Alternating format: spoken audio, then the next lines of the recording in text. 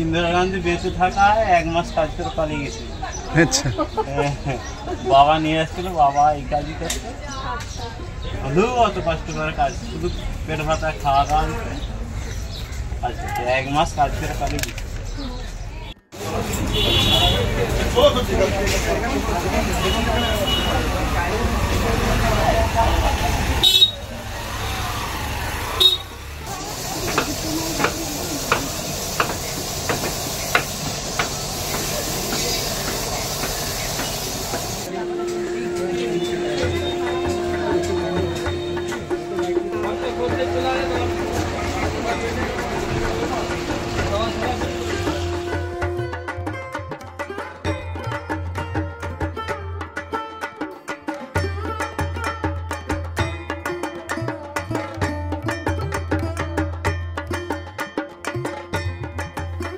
স্বাগতম কুমারটুলি, কলকাতার প্রতিমা তৈরির কারখানা।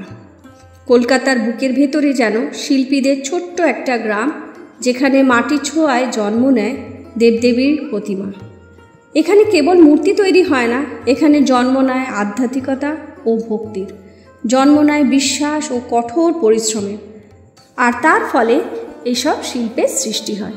শতাব্দীর পর শতাব্দী ধরে কুমোরটুলি তাই শুধু বাংলা নয়, ভারতের এক গুরুত্বপূর্ণ সংস্কৃতির প্রতীক। চলুন তাহলে ঘুরে দেখা যাক কিভাবে এই মূর্তি তৈরি হয়।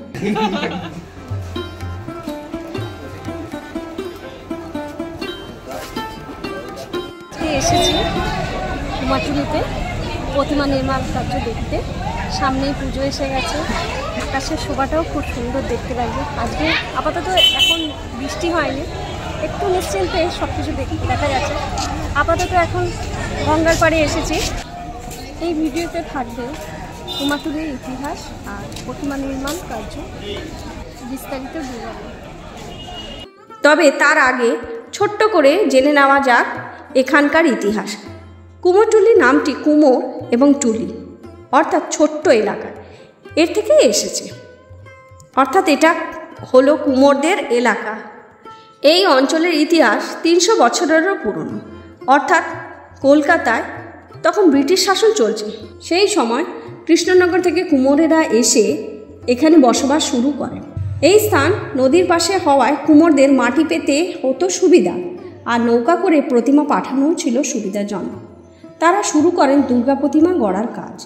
শুরু হয় এক ঐতিহ্যময় শিল্পের যাত্রা। আজ এখানে শয়ে শয়ে শিল্পী দিবা রাত কাজ করে গড়ে তুলেছেন অপূর্ব সব দেবদেবীর মূর্তি।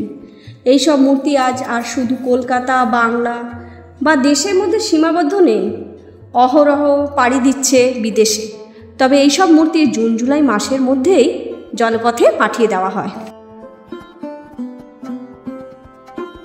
চলুন দেখা যাক কিভাবে তৈরি হয় এই প্রতিমা। প্রথম ধাপে থাকে বাঁশ দিয়ে তৈরি মূল কাঠামো, তারপর খড় দিয়ে দেবী ও অন্যান্য প্রতিমার শরীরের আকার দেওয়া হয়। এই ধাপকে বলে খড়ের কাঠামো।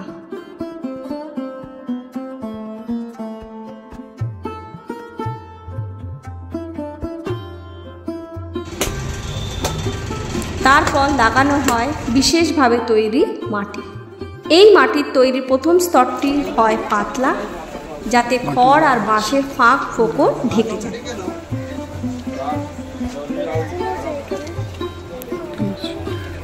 মাটি শুকিয়ে গেলে এবার একটু ঘন মাটি লাগানো হয়। এর ফলে প্রতিমার হাত, পা, বুক, কোমর ইত্যাদি আকার ফুটে ওঠে। এরপর মুখ, চোখ, নাক, ঠোঁট, আঙুল, গলা এসব জায়গায় আলাদা করে মাটি দিয়ে সূক্ষ্ম কাজ করা হয়। ধীরে ধীরে এইসব অভিজ্ঞ হাতের ছোঁয়ায় দেবদেবীর রূপ ফুটে ওঠে। এরপর কয়েকদিন প্রতিমা রোদে শুকানো হয়। শুকনো হলে এবার আসে রং করার পালা। প্রথমে সাদা রঙের প্রলেপ দিয়ে বেস তৈরি করা হয়। তারপর বিভিন্ন রং করে প্রতিমাতে পোশাক অলংকার দিয়ে সজ্জিত করে তোলা হয়।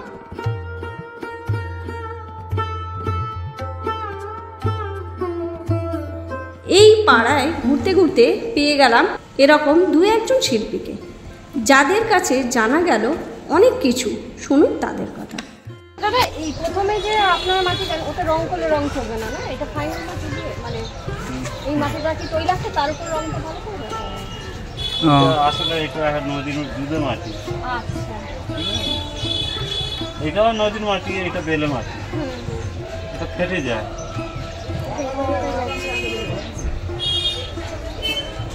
বলছি আপনাদের এখানে ঠাকুর কোথাও বিদেশে যায়? হ্যাঁ, আমাদের বাড়ি নাগপুর। নাগপুর যাবে? হ্যাঁ, ওই যে এখানে সামনে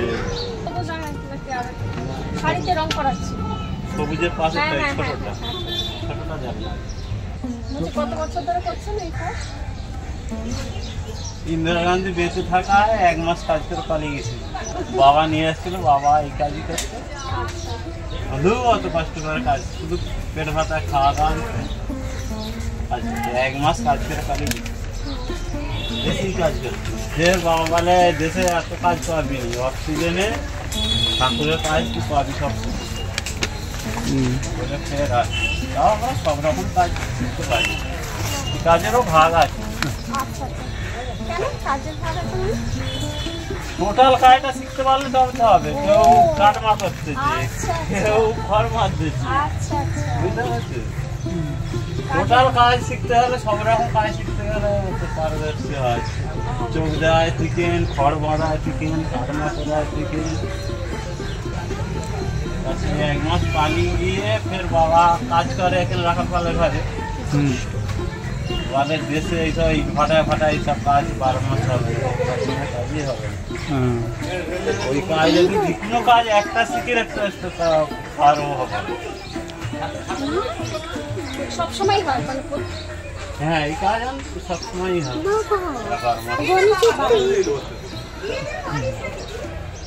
বৃষ্টির জন্য কি অনেকটা সম্মুখীন হতে হয়েছে এবারে? অনেক বৃষ্টি হয়েছে। কাজ হচ্ছে ইংলিশের কাজগুলো দেরি করে হচ্ছে, শুকলে এই কাজগুলো আরো আগে। আপনার নাম কি দাদা?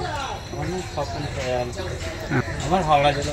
কুমোরটুলির শিল্পীরা প্রজন্মের পর প্রজন্ম কাজ চালিয়ে যাচ্ছেন। কঠিন সময়, কম মজুরি, আরও নানান অসুবিধাকে তোয়াক্কা না করেই শিল্পের প্রতি এই টান তারা বাঁচিয়ে রেখেছেন নিষ্ঠাভরে। তাই কুমোরটুলি শুধু প্রতিমার জন্মভূমি নয়, এ হলো বাঙালির সংস্কৃতির এক প্রতিচ্ছবি। দেবীর আগমনে আনন্দ শুরু হয় এখান থেকেই। কেমন লাগলো আমাদের এই ভিডিও? সাবস্ক্রাইব করে পাশে থাকুন।